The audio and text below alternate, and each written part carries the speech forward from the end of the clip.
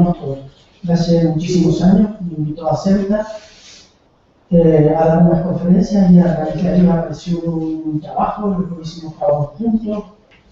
Y es una persona enamorada de la vida y en este momento está enamorada del desierto. Enamorada de la vida me refiero que no está enamorada solamente del desierto, le gusta la arquitectura en su sentido más global, pero es un gran conocedor del sentido común del desierto.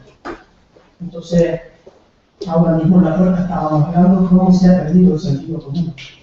El sentido común es algo que ya parece que no tiene ninguna importancia. Y sin embargo, en el Atlas, en el desierto, en toda la historia, realmente lo único que libera es, o sea, por lo que marca la pauta, es el sentido común. Y bueno, nos va a aplicar ese conocimiento que ha adquirido a lo largo de estos años con sus alumnos en Marruecos, ¿no? De ese sentido común tan importante de no perderlo nunca. Juan Rendano es una persona muy ligada a Canarias, su familia es canaria, porque no, lo contrario, forma parte de mi familia también. Cuando digo mi familia me refiero de familia de sangre, o sea, de familia, que hay mucha gente que se puede considerar familia también, muchos no, pero algunos sí. Y bueno, pues da clases, como les contaba, en los Emiratos Árabes, al lado de Dubái. O sea, ¿qué es lo que está haciendo Dubái para soñar en su futuro, con sus errores que todos cometemos en todo crecimiento, ¿no? Y intentando que de alguna forma las cosas, me supongo yo, como nos contará a continuación, funcionen mejor. Está dando clases en una universidad, en donde yo no había visto una universidad con una maquinaria igual, con unas posibilidades iguales de hacer maquetas, de todo, una cosa realmente una universidad tremendamente innovadora y fantástica, con un montón de profesores de todos lados del mundo, muy interesante universidad. Y Dulce Serach, que es uno que me supongo que muchos de ustedes conocerán, es una persona que tiene su profesión de abogada, ha estado muy ligada al mundo de la política durante muchísimos años, hasta que por propia decisión pues dejó el mundo de la política. Y yo diría que seguramente es el personaje más cruzado que tenemos hoy aquí, el personaje que más capas de esa lasaña puede manejar, ¿no? Y que nos va a dar su visión sobre Singapur, una ciudad o un estado realmente del que se puede aprender muchísimo, como algún sitio como Lanzarote tan pequeño, ¿no? Llega a transformarse en una centralidad tan potente, rodeada de mundos emergentes, de BRIC, ¿no? Alrededor, ¿no? Y creo que eso pues, nos puede servir muchísimo también a nosotros para tener un punto de reflexión de quién somos, cómo estamos, geográficamente situados, ¿no? En esa plataforma, ¿por qué no decirlo? Porque era mi hermano el que lo defendía muchísimo, Adán Martín, y era esa Canarias como tricontinental, ¿no? O sea, esa plataforma tricontinental, esa gran estación de servicio que hemos tenido durante toda la vida, ¿no? Que fue una gasolinera que da servicios bien situada en el Atlántico, estratégicamente situada en el Atlántico, ¿no? Con lo que tiene mucho que ver con Singapur, ¿no?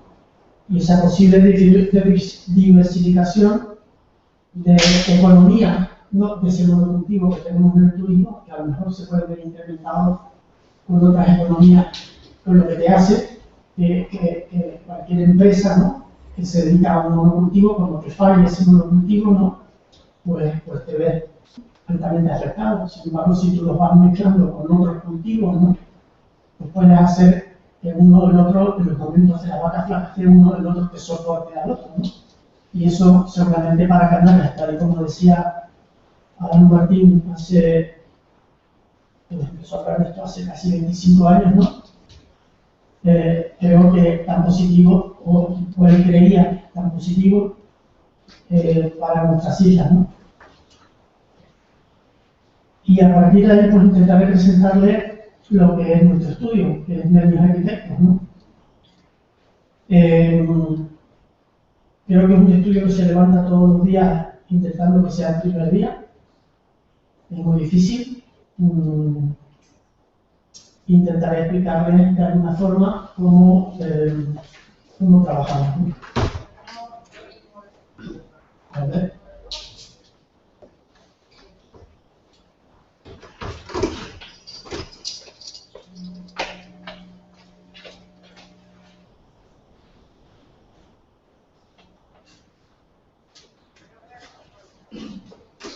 Bien. Realmente el proceso que establecemos para moldear la naturaleza, ahora estamos haciendo un libro que estamos acabando que se llama evolución o procesos, ¿no? Que lo solemos consolidar mediante un proceso que es el maquetaje. Empezamos con materiales elásticos o plásticos, porque de alguna forma el material plástico no tiene una forma preconcebida. Entonces viene la lasaña. Empieza la lasaña, cuando hablo de la lasaña me refiero a la función, me refiero a la economía, me refiero a la cultura donde estás trabajando, me refiero a la orientación, dónde está la sombra, dónde está el viento, si estamos en un sitio caluroso, si estamos en un sitio frío. Todo eso, en el fondo, es solamente sentido común y aprendizaje, porque la estructura es sentido común, pero requiere un aprendizaje, ¿no? Entonces, el arquitecto, ¿no? O sea, cuanto más aprendizaje y más capas, aunque me repita, lo digo, entonces tenemos un material plástico y como ese material plástico se va consolidando en formas, ¿no? Que en este caso al final acaba siendo un edificio. Algunas veces trabajamos con las manos, como en este caso, que es una maqueta de fundición de aluminio hecha con bronzo. Bronzo es una empresa que está en La Laguna que hace unos temas de fundición realmente interesantísimos, ¿no? Como a veces trabajamos con maquetas de hormigón, o a veces con materiales rápidos, como en este caso que es cartón, y estamos hablando del edificio que está aquí cercano, que es el magma. Esto es un proceso. Si se dan cuenta, este no es el edificio. Se le parece, pero no lo es, porque está en evolución. Es una maqueta del principio del trabajo. O esta maqueta que corresponde al magma, que era cuando estábamos ahí trabajando en la propia obra, ¿no? Entonces es una maqueta que es un escáner. Hacemos la planta, hacemos las piezas que ustedes cuando pasan por fuera se ven, ¿no? Las rocas que nosotros las llamamos, roca número 1, no sé si es esto,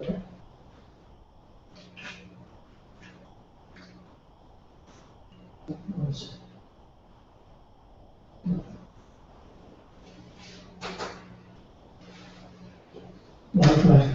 Número, las rocas, que son cada una de esas piezas, ¿no? Que vemos y vemos cómo la cubierta fluye entre las rocas. Pero todo eso se hace con una maqueta muy precisa, en la que podemos tomar mediciones y situar cada punto en el espacio.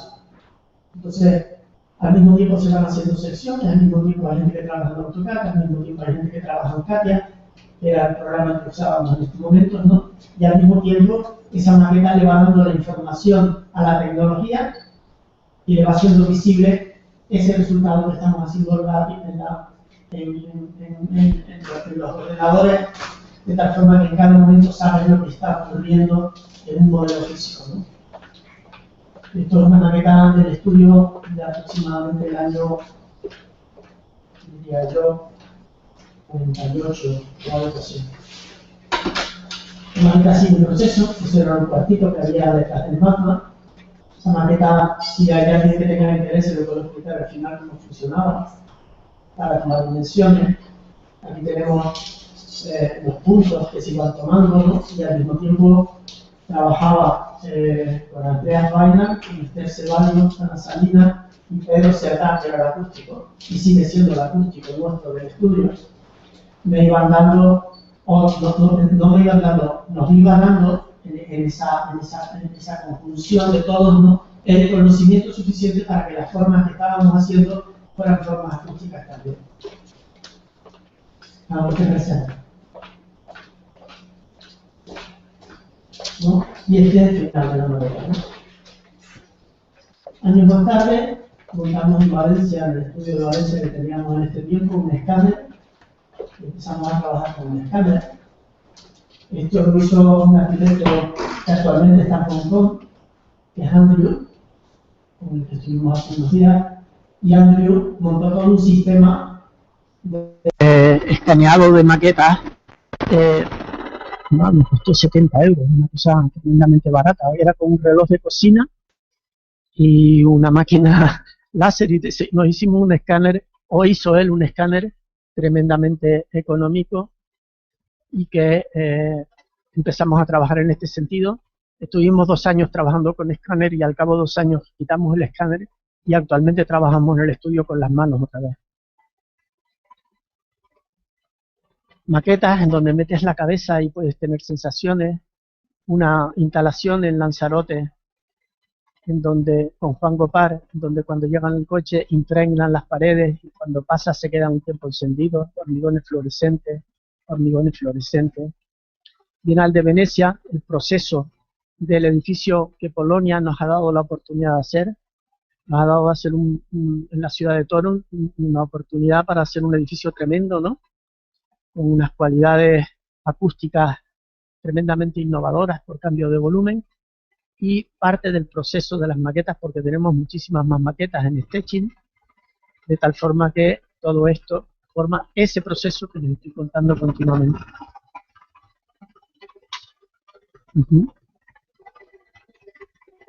Y bueno, ahora nos acercamos, vamos a ver del estudio, o sea, qué tenemos que ver con la modelando la naturaleza. Ahora estamos en ADG, ahora estamos aquí. Esta es la expansión de ADG. Esta es, como si dijéramos, la gran fábrica de ADG, que es la parte turística, más grande que esa. Y este era el estado actual cuando hicimos el concurso. Cuando hicimos el concurso, esta era la plaza que tenía ADG, que la tenía hasta hace unos años, ¿no? Y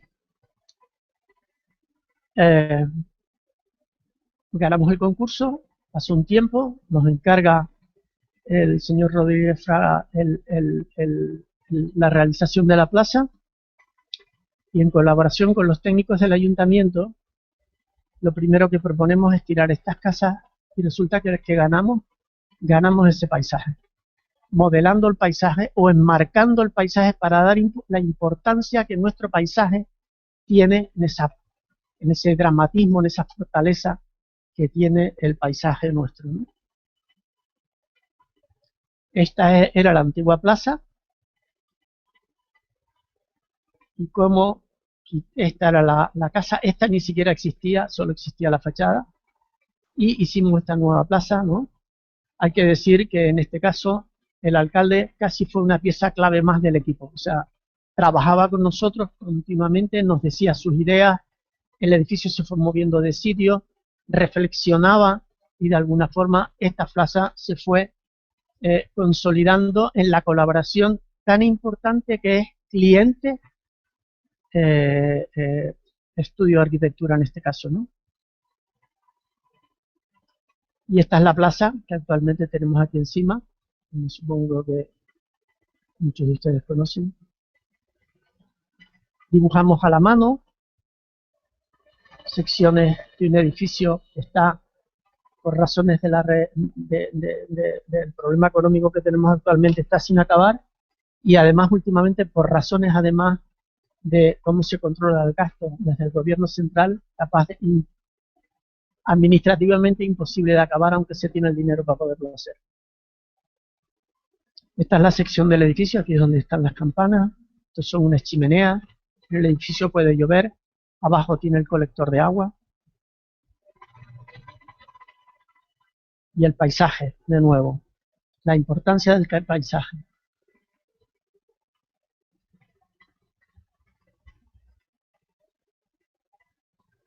La unión de la parte antigua con la nueva, y el uso. O sea, no nos podemos olvidar que estamos trabajando para la sociedad, para que la gente viva mejor. Y el uso de la plaza. El centro, o sea, la ciudad, en este caso, ha ganado, ¿no?, ADG ha ganado un punto de multifuncional bastante importante, y así nos planteamos la plaza. La plaza ya nos la planteamos como un lugar multifuncional sin cobertura, porque el magma, si le quitamos el techo, sería igual.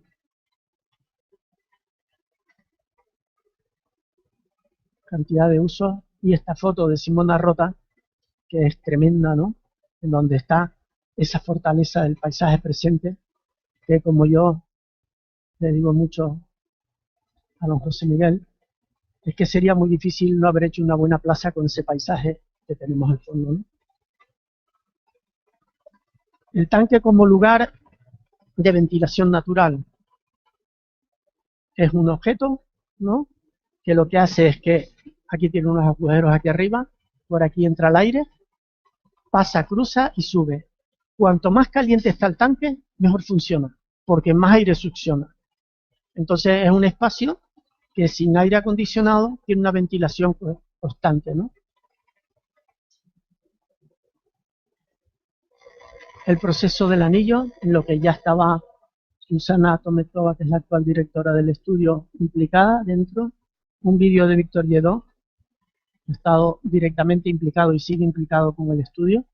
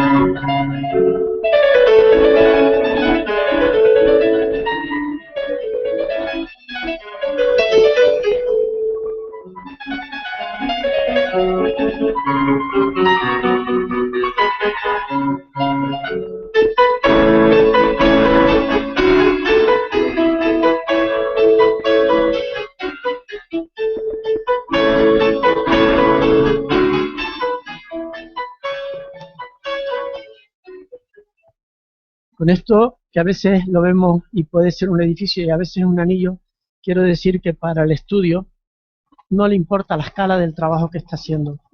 Tanto puede ser un trabajo muy pequeñito como un trabajo muy grande, que intentamos ponerle siempre la misma energía, la misma ilusión.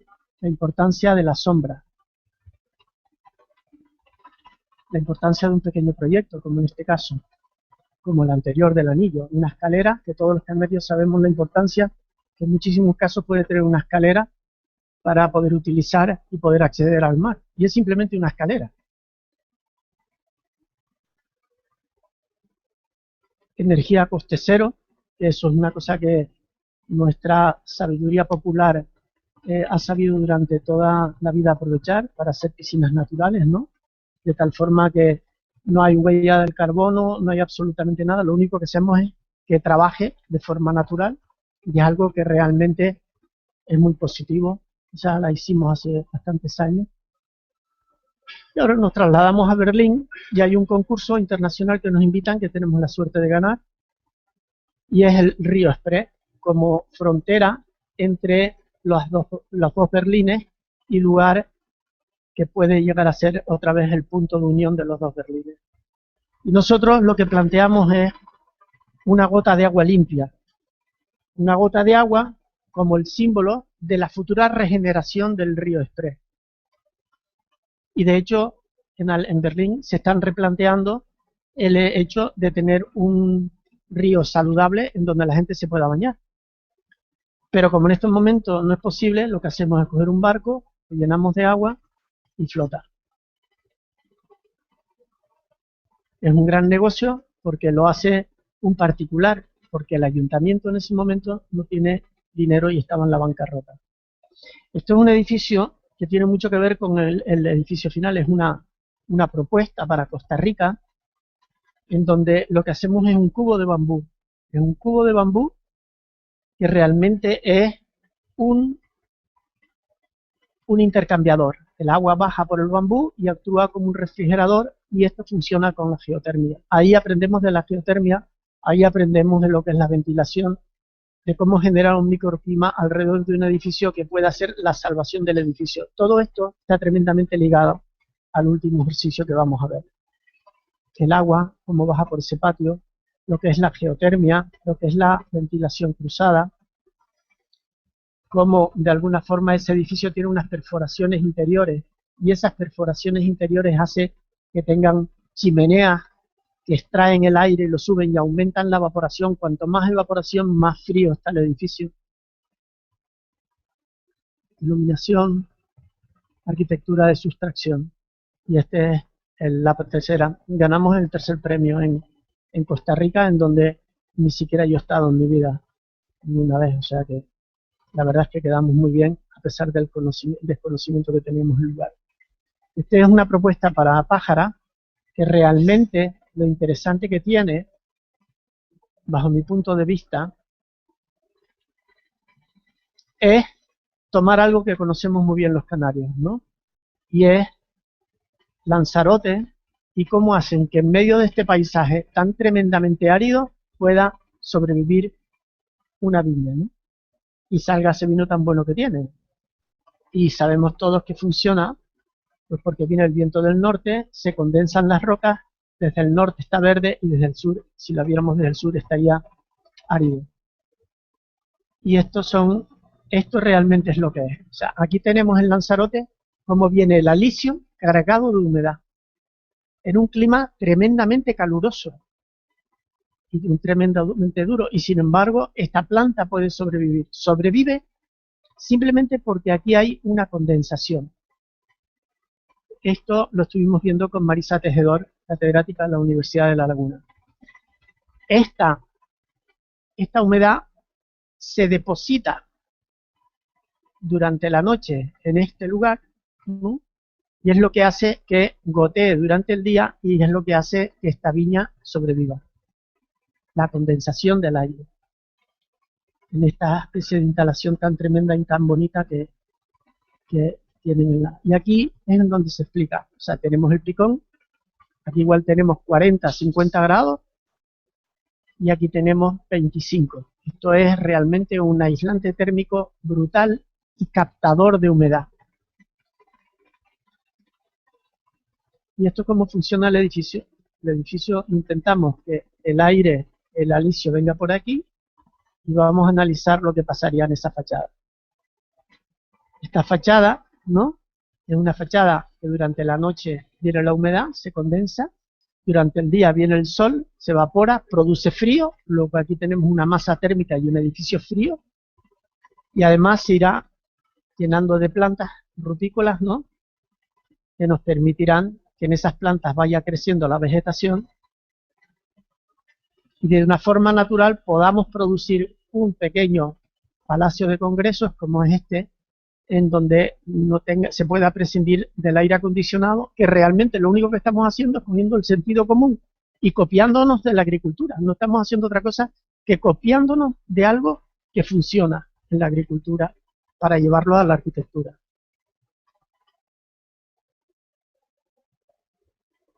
Aquí metemos unas placas de hierro, con lo que se calentará mucho, establecen una succión y lo que tenemos que hacer es mover mucho aire.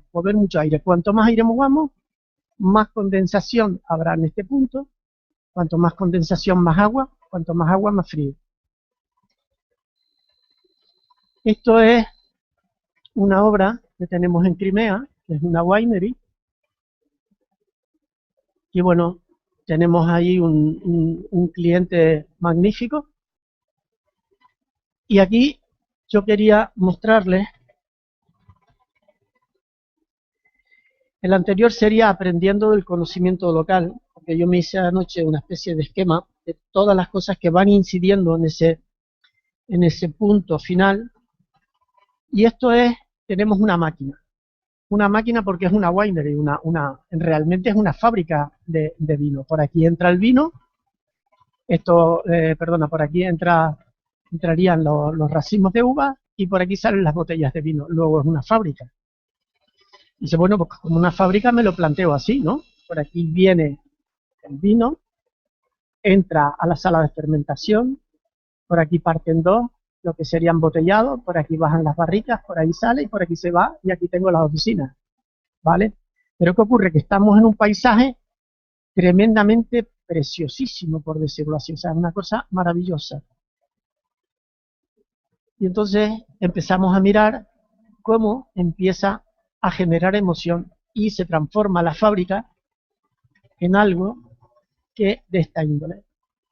¿Por qué? Porque este es el paisaje donde estamos trabajando. Aquí si ponemos una fábrica, realmente no sería la solución adecuada. Pero si aquí hacemos una pieza artística, tampoco sería la adecuada. ¿Cómo poder hacer que esa fábrica sea algo realmente atractivo en el paisaje? Es un poco el trasfondo, o sea, lo que siempre tiene el estudio un punto en común. Intenta tener una cabeza sentido común lo más posible, sentido ingenieril lo más posible, sentido económico lo más posible que podamos en todo, y al final intentar emocionar bajo una forma que aquí tenemos un ejemplo que es el magma, ¿no? Y esto es la pieza en el paisaje. Esto es una competición que ganamos hace no sé, un año y algo, ¿no? En Burgen, en Suiza, donde lo primero que intentamos es pensar, estábamos invitados con unos equipos internacionales muy potentes, y lo que intentamos de alguna forma es intentar jugar de una forma que sabíamos que las otras personas igual no iban a jugar. Con lo que empezamos a jugar con acuarelas, con lo que empezamos a recuperar, a entender la cultura suiza, qué le gusta a los suizos de Zúrich. Ir al campo y ver lo verde y ver las vacas y ver el pasado, cómo el pasado les rodea. Luego sabíamos que ninguno de ellos quería un edificio protagonista, sino un edificio neutral. Para eso tomamos el Tesoro de Atreo como referencia de 2400 años antes de Jesucristo, en donde todo el volumen interior desaparece, o sea, y solo aparece una puerta de emoción que te conduce y entras en un lugar realmente mágico. Otro sitio que nos parecía de referencia era el Panteón de Roma, donde puede nevar en su interior, y la base era un hotel místico. Aquí el Genus Lócido, que nos fue dando la posición de cada una de las cosas, ¿no? Y bueno, aquí estuvimos trabajando durante muchísimo tiempo. O esta acuarela que refleja el lugar en invierno y en verano. Y este es el concepto que al final el edificio tuvo. Estamos, los de Zúrich o la gente de Suiza no quiere ver volumen.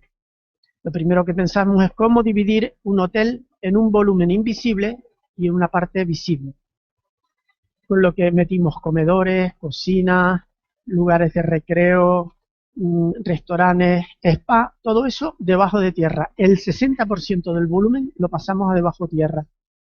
Y el 40% del volumen, que es la idea, la Walliser House, que es su casa tradicional. La base suele ser de piedra y lo de arriba es de madera. Pues nosotros fuimos al monte que está rodeado, lo comprimimos, hacemos una masa del bosque, como en este caso, y estas serían las habitaciones. Las habitaciones es un bosque habitado. Y la parte de abajo, pues las escondemos en una topografía. Es como si yo cogiera esto, ¿no? Hiciera así, lo plegara, y aquí dentro están los programas metidos, debajo de tierra. Con lo que nos encontramos que el 60% de ese edificio desaparece. sensaciones de bajo tierra. Para eso tenemos el Panteón. El Panteón podría ser un edificio que está debajo tierra, porque solo tiene un agujero arriba. No tiene relación con el exterior. Luego el Panteón lo podríamos hacer de bajo tierra. Y para eso es lo que tomamos la referencia a este lugar. Dibujo de Luca precioso. Está por aquí. Y empezamos al principio pensando pues un poco en rocas, porque Denis piensa en rocas porque está muy impregnado de Canarias, pero después nos dimos cuenta que lo que teníamos que pensar eran árboles, que estábamos en Suiza, que a pesar de que tengan rocas, casi todo está cubierto por árboles y por verde. Solo los grandes picos es lo que los ves. Entonces empezamos a cambiar de idea y cambiamos el proyecto por esa idea más del bosque habitado, ¿no? De tal forma que tú vas a vivirlo, ¿no? A vivir el bosque. Esa pequeña habitación en donde intentábamos que no fuera como todas las habitaciones, que es una corredera en mitad, entras a la mano derecha al cuarto baño, a la izquierda al armario, un poco más adelante a la derecha tienes las camas, a la izquierda tienes la televisión y delante hay una corredera que ves el mar. Pues nosotros no queríamos ver el paisaje, sino queríamos ver el paisaje dentro del bosque, porque eso nos ayudaba a que el edificio estuviera dentro del bosque, con lo que también minimizábamos el impacto en el entorno. Este es el lugar, ¿no? Y entonces empezamos a estudiar el lugar. Y yo creo que eso es algo que tiene mucho que ver con nosotros. Y como tiene mucho que ver con nosotros, creo que sabemos mucho de eso. O sea, sabemos que tenemos que vivir de los turistas, pero al mismo tiempo lo que nos gustaría es que nos llevara el dinero y que pudiéramos tener equipamiento local. O sea, ¿cómo podemos hacer que un hotel pueda ser privado y público? Pues lo primero que pensamos es que ese 60% de equipamiento pudiera ser usado por el local y por el visitante. ¿Para qué? Para intentar que el local también tenga disfrute de ese elemento, ¿no? O sea, no hacíamos un paquete, sino lo que hicimos fue partir el paquete. El paquete lo partimos en el hotel, como se ve aquí, y en todos estos elementos que hacemos una calle pública que puede usar por la parte exterior el visitante, el local, perdón, y desde la parte de abajo el turista que viene aquí. Es una ciudad, un pueblo que tiene 620 habitantes y nada más que en residentes tiene, en segunda residencia tiene 4.000 y pico, y cuando llega a la estación de esquí, esos son miles de personas que vienen diariamente. ¿Cómo lograr mover la economía local al mismo tiempo que hacíamos un hotel? No solo resolviendo el problema del inversor, sino intentando que el inversor se vea más favorecido porque es el local y el que no está dentro del hotel el que le puede venir al hotel, con lo que su volumen de negocio o economía se queda incrementada y al mismo tiempo hay un beneficio social. Para que haya beneficio social, beneficio económico y pueda realmente mover la economía de Urgen, que en este caso lo necesita. Y bueno, unos pequeños graneros en donde la gente podía salir esquiando, maquetas de hormigón, secciones en donde hay partes más visibles, partes menos visibles, en donde mover la tierra para que haya el menor impacto posible, y esta visión del hotel, ¿no? Las habitaciones metidas dentro del bosque, de tal forma que tamizamos también ese 40% de terreno lo más invisible posible.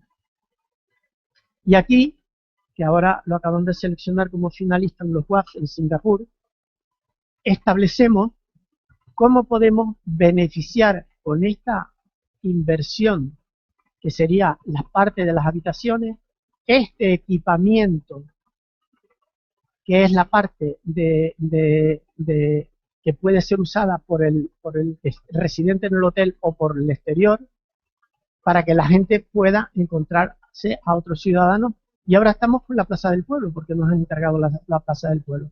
En la Plaza del Pueblo lo que pretendemos es que en un futuro mueva la economía local con una fábrica de madera haciendo muebles urbanos. O sea, como la intervención del arquitecto ya no es solo simplemente un tío que puede hacer un edificio más o menos bonito.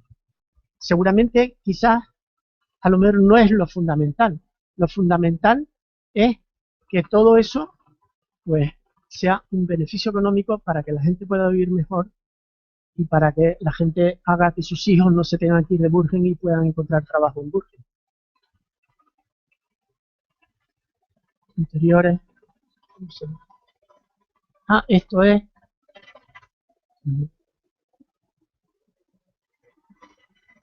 Esto es algo de lo que estoy últimamente enamorado y son los drones. Les pongo un poquitito más.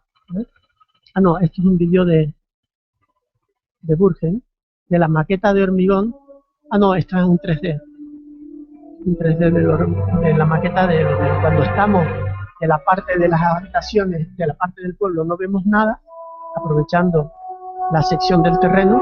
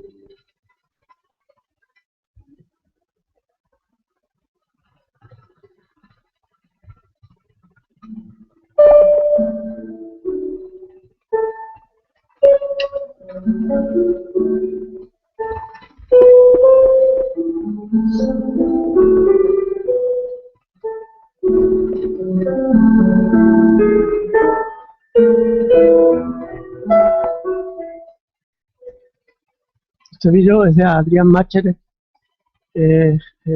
un arquitecto polaco que ahora nos está ayudando a hacer unas cosas en torno.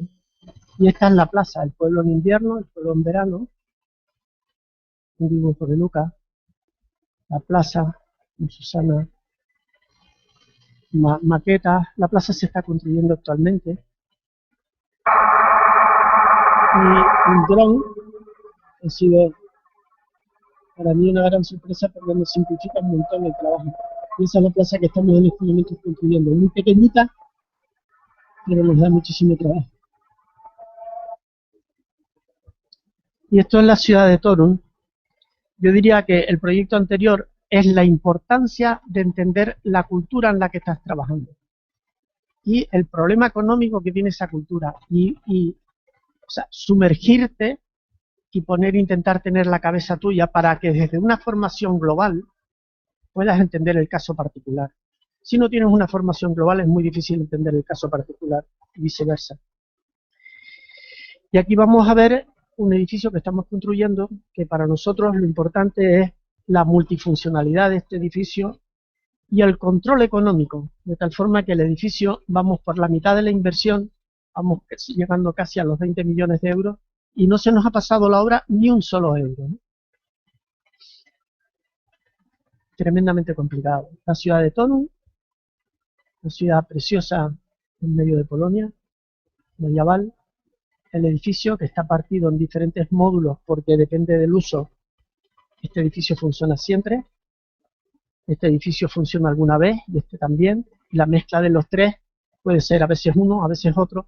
No voy a estar entrando en detalles.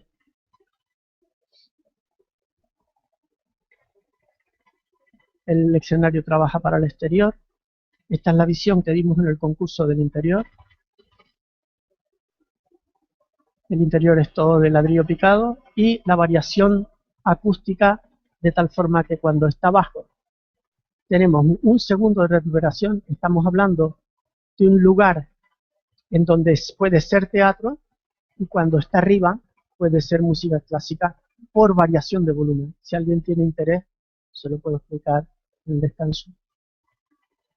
Esto es pruebas durante la ejecución del proyecto, homologando materiales en Varsovia, en España. Pedro Cerdá, que nos ha ayudado muchísimo tanto en el anillo como en todas las pruebas de Torun. Grietas para comprobar si se desprende el material o no. el espacio interior ya como es actualmente, ¿no? Con el escudo de la ciudad en el techo.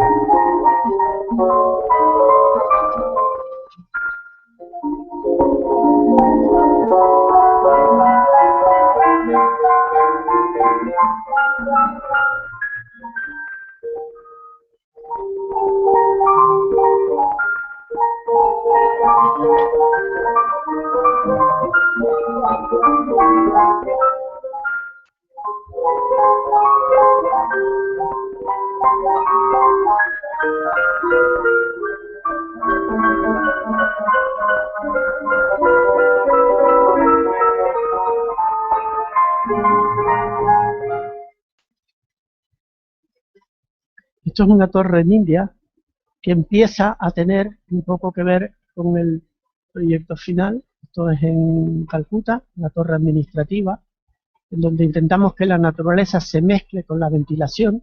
Tiene un poco que ver con aquel edificio que vimos en Costa Rica. Esto ganamos el concurso, el primer premio. La importancia del control solar en un edificio. O sea, en todos estos países de calor, lo que suelen hacer son torres de cristal. Por lo que te encuentras que el edificio por un lado igual tiene 80 grados y por el otro lado tiene 40 grados. Y eso lo coge un ingeniero y no tiene nada más que problemas, porque tienes que igualar los dos climas, por lo que eso es un sobrecoste energético y un sitio poco saludable, ¿no? Pues empezamos a estudiar cómo estudiar el sol de tal forma que el edificio tuviera la misma temperatura, mucho calor o mucho frío, pero siempre en la misma temperatura, porque eso te simplifica un montón la geotermia, porque Calcuta en 1 metro tiene agua, por lo que resulta que puedes utilizar la energía del subsuelo. Y bueno, un poco Lama, esto es Rafael Gómez, que nos ayuda siempre y colabora con nosotros en los proyectos ejecutivos, los colores de India, entender India. Esto es la primera vez que estudiamos un edificio, una ciudad, una nueva ciudad. Esto se llama Samara, en Rusia, y nos sirvió un poco para entender esa gran escala, ¿no? Está en el Volga, invierno, verano. Y ahora la otra nos sirvió para introducirnos en la gran escala, ¿no? Y ahora vamos a hablar de un poco del resumen de todo ese conocimiento que este invierno pasado, final del invierno pasado, tuvimos la suerte de que nos llamara el estudio Kilo. El director está aquí, Tarik Polalu, con su familia, que está en el hotel, y su mujer, que también, pues me parece que Lina está con los niños, ¿no?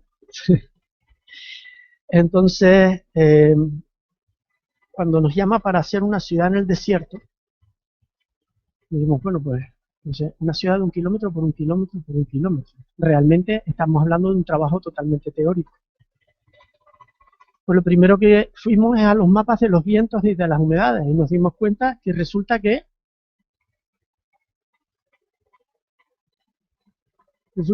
los alisios vienen por aquí, se parten en dos. Unos vienen por aquí y otros vienen por aquí.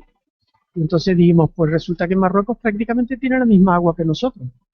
Cuando vas al Atlas, en su parte norte es verde, en su parte sur es desierto. Cuando vas a Tenerife, su parte norte.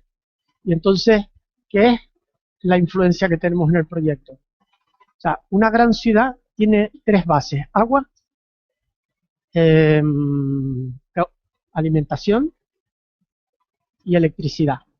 Ahí están las tres bases de una gran ciudad. Una vez que tengamos esos tres problemas resueltos, la comunicación y todo eso es lo que la gente empieza estudiando.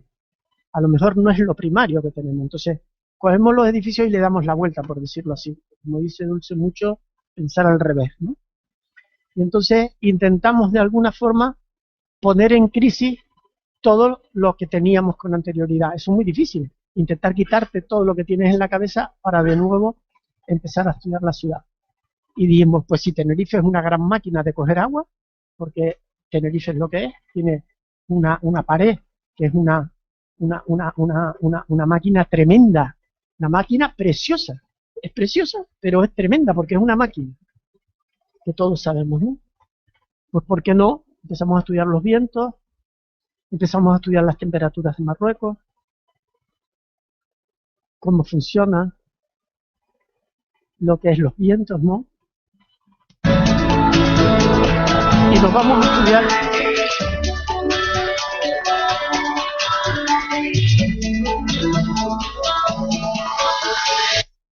entonces resulta que vamos a las laderas norte y hay unos chicos que yo no conozco, pero que han hecho un invento tremendo, y es que venden agua de niebla, que se llama licio. No los conozco, pero me parece una idea fantástica. O sea, agua de niebla, ya todo es súper bonito, ¿no? Y realmente lo único que han hecho es una máquina que copia a los pinos, pero de forma artificial. Chapó. Y nosotros cogemos la idea de esa máquina, pero esa máquina tan bonita que tenemos de los pinos, ¿no? Y cogemos ese cubo que Tarik nos propone y le metemos el viento del norte a licio y lo va fraccionando y lo sigue fraccionando y lo sigue fraccionando y tenemos ese resultado, ¿no? De esa posible ciudad en donde una parte sería el volumen habitable, otra parte sería la recogida de agua, que generaría la comida alrededor, tenemos agua, y después pues seguramente tendríamos que empezar en geotermia, en paneles solares, en aerogeneradores, en todo eso, para tener los tres elementos en 1 kilómetro por 1 kilómetro por 1 kilómetro. Estamos en la gran escala, pero de alguna forma les puse el proyecto de la escalerita, para que vean que esto también tendríamos que llegar a la escalerita, a la escala de la escalerita, para que realmente estudiáramos. Lo que pasa es que estamos en un problema tremendamente complejo, y el estudio pues está investigando en él, y eso lo hace posible gracias a que hay gente que cree en el estudio. La maqueta en el pabellón tan bonito de Marruecos, la arena, todo es como una especie de locura, pero quedó tremendo.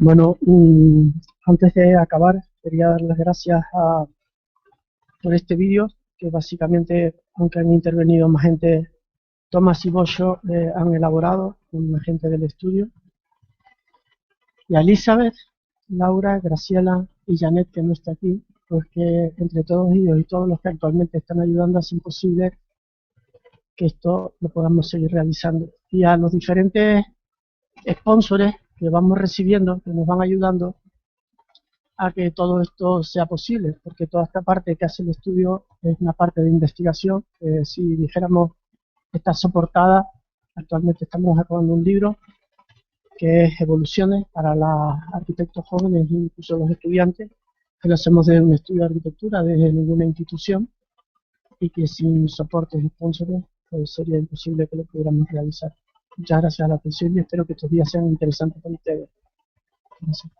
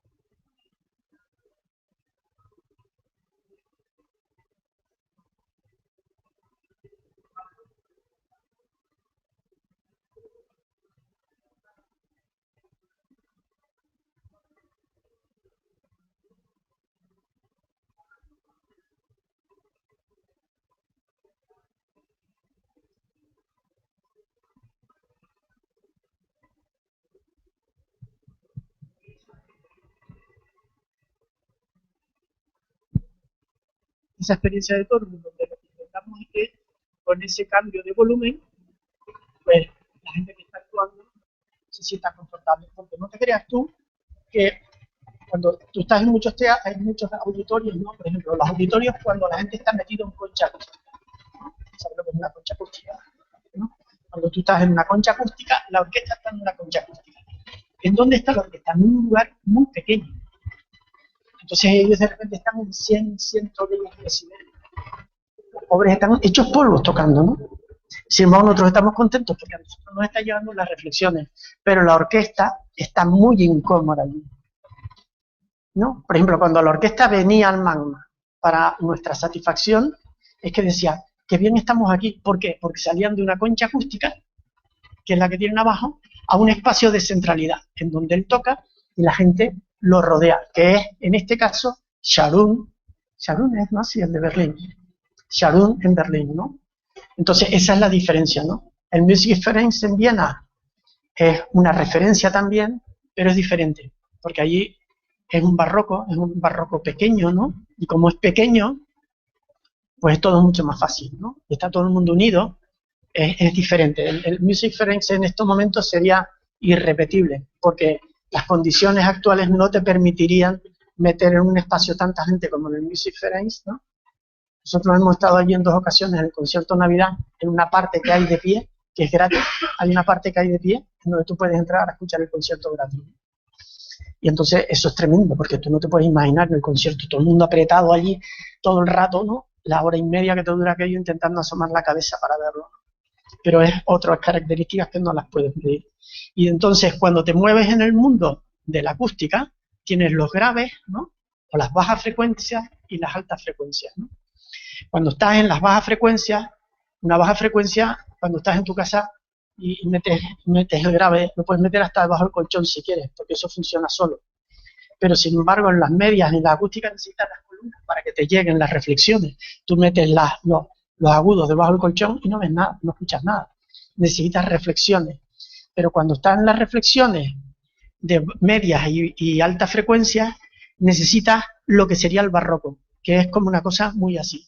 Nosotros lo que hacemos es cogemos en Polonia, rompemos el hormigón de 3 a 4 centímetros de profundidad y lo que estamos haciendo es una superficie muy rugosa para intentar tener difusión en altas frecuencias, ¿no? Y las bajas frecuencias las hacemos con grandes planos para que nos dé. Y después jugamos con pesos. Hay una ley muy sencilla, y con esto acabo, hay una ley muy sencilla y es que 160 kilos por metro cuadrado de un material para los graves es un buen material. Como empieces a bajar de los 140 kilos por metro cuadrado, no tiene la suficientemente masa como para parar el grave. Entonces lo que hacen los acústicos, y Generau, por ejemplo, que es muy bueno, de Barcelona, es lo que hace es una multicapa, y entonces lo que va es, hace que no hace que el grave se le escape, pero porque lo que va cambiando es de materiales, y al cambiar de materiales, logra que ese grave se quede dentro de la sala y no se vaya detrás de esas pieles, ¿no? Que son de madera habitualmente. La madera no es un material adecuado, aunque a todos nos gusta la madera porque te crees que estás tocando dentro de un violín. La madera está muy bien para producir música, pero no para contener música. Cuando contenes música con madera, la madera tiene absorción, no es un material que refleja todo. Entonces, eso es algo que, bajo nuestro punto de vista, defendemos en este caso más el hormigón como material porque tiene mucho menos absorción. Entonces la sala se te transforma en una sala mucho más brillante, con mucho más reflexión, en donde cuando abras un caramelo, todo el mundo mirará para ti, porque se escuchará el ruido del celofán en toda la sala, ¿no? Más o menos, eso es como una cosa cortita, pero sirve para mucho. Cada vez que veas un auditorio con las sillas de piel, te digo yo que es un mal auditorio.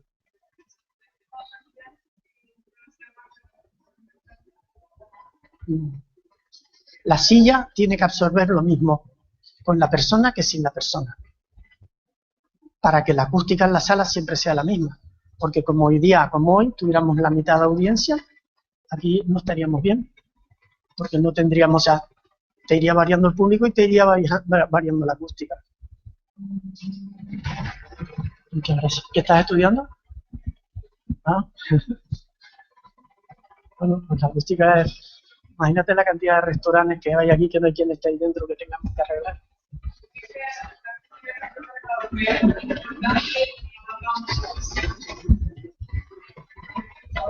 Pues con lo que te digo ya tienes casi para ser un auditorio. ¿Alguna otra pregunta?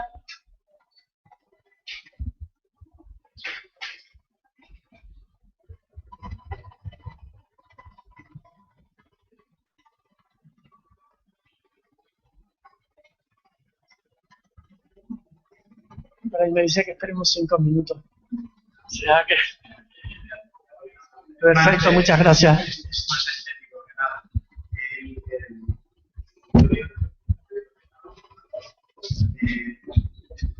Estamos hablando de los tonos, me estabas diciendo como material.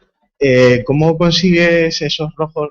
Que en el proyecto, evidentemente, la infografía es una cosa, pero me imagino que intentaréis estar muy próximos a esa tonalidad que estáis buscando. ¿Cómo lo vais a conseguir?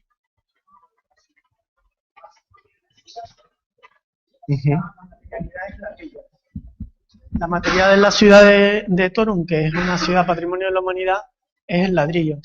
Entonces lo que usamos es hacemos hormigones de ladrillo.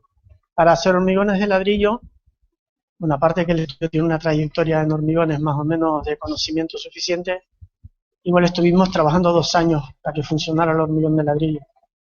Al principio se nos separaba todo, lo metíamos en las piezas, se caían los ladrillos, un desastre total. Y con el laboratorio de Valencia y Pedro Serna empezamos a hacer desde Valencia un montón de pruebas y estuvimos haciendo pruebas, pues ya te digo, como 2 años. Cuando llegamos...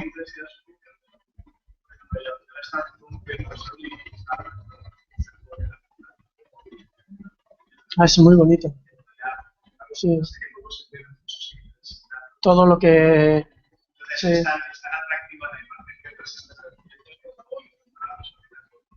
No, sí. No tengo muestras aquí, pero ya tenemos muestras enormes y la gente cuando los ve se queda prendado, o sea que vamos bien enfocados, ¿no? Pero ya te digo, el material lo tuvimos que homologar, lo tuvimos que hacer al final en el ITB de Varsovia, pero ya cuando llegamos al ITB de Varsovia ya teníamos el conocimiento suficiente en España para haber podido hacer durante, ya te digo, 2 años, muchísimas muestras con Sika. Después de Sika fuimos a Down Corling, después estuvimos en una aliada muy grande para llegar al final a lograr un material que puedas poner sobre la gente y sea un material seguro. Y el ITB es tremendo en ese sentido, porque el ITB es un material ahora que ya está homologado y para mientras tenga las características que nosotros hicimos, o sea, cuanto que varía 1 centímetro la sección, ya no estaría homologado. Sí. Algunos de los estudios del mar, el acabado final del hecho es técnicamente como Eso sí que es muy sencillo. Sí. So, pones el encofrado lo que quieras, pones el picón encima y encima pones la losa y después se te cae la mitad o más del picón abajo y si te queda la otra pegada. Pero ese, ¿sabes lo que pasa? Que no está homologado. O sea, quiero decir que aquí todo es más fácil. Aquí todo es más fácil. Estamos un poquito en África y tal, y esto es más sencillo. Sí. Bueno, ahora estamos muy interesados en el tema propuesto por él y vamos a seguir trabajando en el tema de la ciudad en el desierto. Algo que va evolucionando día a día. Ayer tuvimos una conversación en el estudio donde a lo mejor una ciudad que fuera ya existente la podrías transformar en la ciudad del desierto, de tal forma que no necesitas eso, 1 kilómetro por, yes, one kilometer for 1 kilometer is because yes, is the basis of you, and yes, everybody just make the same, but can be another form, and then you can take a different building and you can make a box, an envelope, and maybe change the view. But you don't go to see the machine, like the water, ¿cómo se llamaba? Alicia's water. Yes, you go to see a beautiful machine. How you can produce a beautiful a machine but invisible, must be a garden. Y eso es donde estamos metidos, ¿no? Que esa ciudad sea una ciudad, no sé dónde vamos a llegar. Creo que tenemos más o menos 20 años por delante para poder llegar a algún resultado. Es lo que más o menos han tardado los teléfonos y hablando con un amigo ayer. Los teléfonos y internet llevan 20 años, pues yo creo que a nosotros nos faltan 20 años también. Al tiempo. ¿Sí? Sí.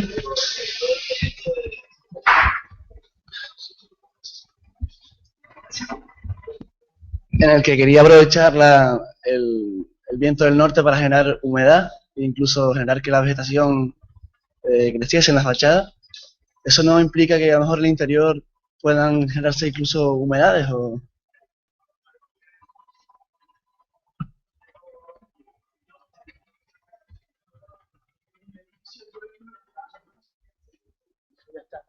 ¿No? Quiero decir que estás rodeado de agua, pero sobre o sea, puede tener una piscina en el techo de tu casa. O sea, no te entra. Quiero decir que habrá que estudiar eso, habrá que estudiar comunicaciones, habrá que estudiar muchísimas cosas. Nosotros estamos en lo más básico que una ciudad requiere para que la huella del carbono pues baje lo más cercano a cero. Y para lo más cercano son esas tres cosas que te digo: el agua, la alimentación y la electricidad. El agua, pues igual puede tener problemas de bacterias, por ejemplo, ¿no? Que te genere bacterias. ¿Cómo se evitan esas bacterias? Para eso habrá que preguntarle a un biólogo, un edafólogo, algo así, pero aquí tenemos en la Universidad de La Laguna a Marisa Tejedor, tenemos a Alfredo Wilpré y tenemos gente en la isla que tiene mucha capacidad como para llegar a alguna forma a ir resolviendo esos problemas, ¿no? Pero date cuenta que tampoco lo que no nos estamos planteando es construir la ciudad. Lo que nos estamos planteando es investigar sobre la ciudad, que es esa parte que te contaba que tiene el estudio, ¿no? Que va caminando y no sé cómo, pero camina también, ¿no? Seguramente camina, pues, bueno, pues gente que cree en el estudio, gente que ayuda al estudio y así. En el libro ese que vamos a publicar desde final de año, espero, pues podrás ver un poco todo eso. Por ejemplo, hablamos el papel diplomático del arquitecto, que los estudiantes, esa sí que nunca la tienen. La diplomacia en la escuela no se da, pero un arquitecto que no tenga diplomacia no camina de aquí a la esquina solo. Entonces, o sea, todas esas capas, ¿no? ¿Se creía que ganar un concurso y ya está? Pues no. Necesitas un buen contrato, necesitas paciencia, muchísima paciencia, porque mientras te lo haces lo acabas, necesitas un control de costos. O sea, por ejemplo, en Polonia tenemos una responsabilidad. ¿Saben lo que son los precios contradictorios, los estudiantes? ¿No? Pues tenemos una responsabilidad de los precios contradictorios que tenemos que pagar el 10% de un precio contradictorio. Por eso no se te va €1. Porque cada vez que cometas un error tienes que pagar un montón. Pero por el otro lado hay un juego. O sea, las reglas del juego están muy claramente preestablecidas. Y eso es lo más importante. Habitualmente haces un contrato pensando que es amigo del otro, tal, no sé qué, y después esas reglas del juego hacen porque te contraten por 4 perras, que al final no puedas subcontratar a la gente necesaria, y al final el costo del edificio no está en el costo del técnico, el costo del edificio está en el costo de construcción. Cuando intentas de alguna forma ahorrarte dinero en el costo del arquitecto, realmente lo que vas a poder obtener, porque no te va a poder dar otra cosa. Por ejemplo, en el caso de Torun, tiene 4.300 planos el proyecto. Porque una vez me preguntaron que cómo lográbamos que no se nos vaya de presupuesto. Pues con 4.300 planos. Y aún así, hay un equipo que es Javier Espiles, que lleva trabajando como 4 años o 5 en el proyecto. Emilia Ruminska, ¿no? Emilia, que es polaca, que también trabaja con nosotros, que está allí, y otra chica que les ayuda, que es Agnieszka, ¿no? Y todos los días intentando dar detalles sobre cosas que es imposible por mucho, y aún así tenemos 4.300 planos y negociando en mesas complicadas, ¿no? Tremendo. Bueno, pues nada, ahora seguimos. Muchas gracias.